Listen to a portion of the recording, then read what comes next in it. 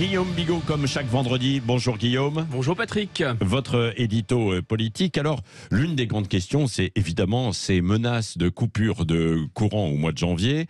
Alors, on s'interroge aussi, bien sûr, sur ce que l'on va faire. C'est ce qu'on va voir tout à l'heure. Mais aussi sur les responsabilités. Une des questions, c'est évidemment le conflit et la guerre en Russie, en Ukraine. Est-ce que Vladimir Poutine est l'unique coupable de cette crise énergétique? On va lever le suspense. Pas l'unique coupable. Et je vais essayer de vous expliquer cette crise en 3 minutes, en 3 raisons.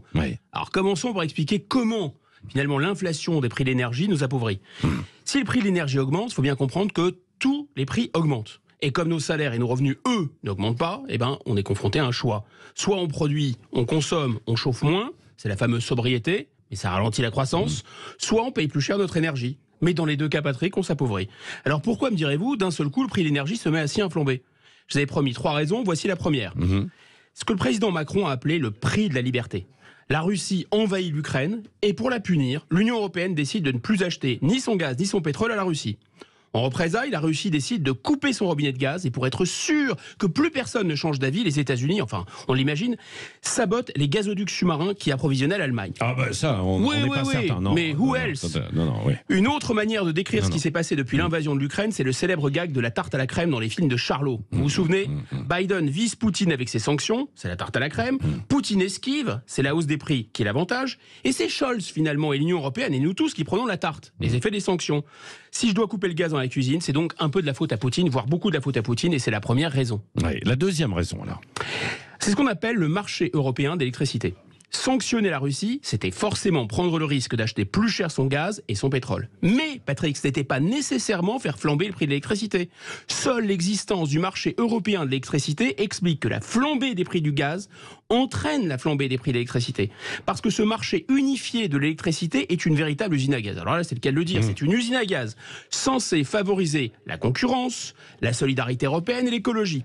Ce mécanisme de fixation du prix de l'électricité, en fait, a surtout pour effet d'indexer le kilowattheure partout en Europe sur le prix du gaz. Que ce kilowattheure soit produit par de l'éolien, du nucléaire, du charbon, c'est sur le prix du gaz.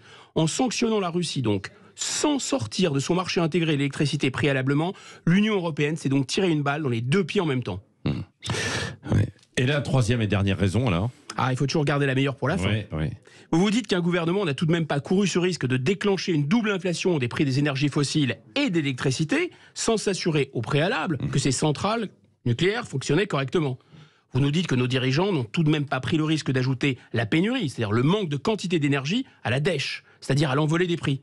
Eh bien si, Patrick, et c'est bien pour ça qu'on nous prépare à des coupures. Vous vous souvenez? Je baisse, j'éteins, je décale.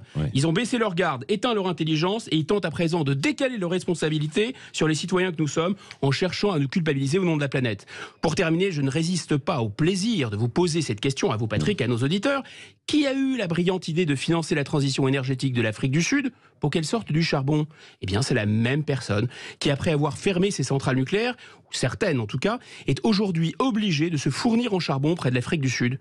Notre Jean-Sébastien Bach de la géopolitique, Emmanuel Macron, ce génie du pipeau que personne ne nous envie. Oui, bon, ça avait démarré aussi avant sur le nucléaire, quoi. Tous les problèmes viennent d'auparavant et notamment l'entretien en fait des centrales où on a mis beaucoup moins de moyens. Sur juste Guillaume, sur le sabotage, vous avez raison. On ne sait pas d'où il vient. C'est un peu un secret de polichinelle pour les chancelleries, mais officiellement personne ne sait. Oui, voilà, c'est ça, c'est ce qu'il faut bien dire. Merci Guillaume Bigot.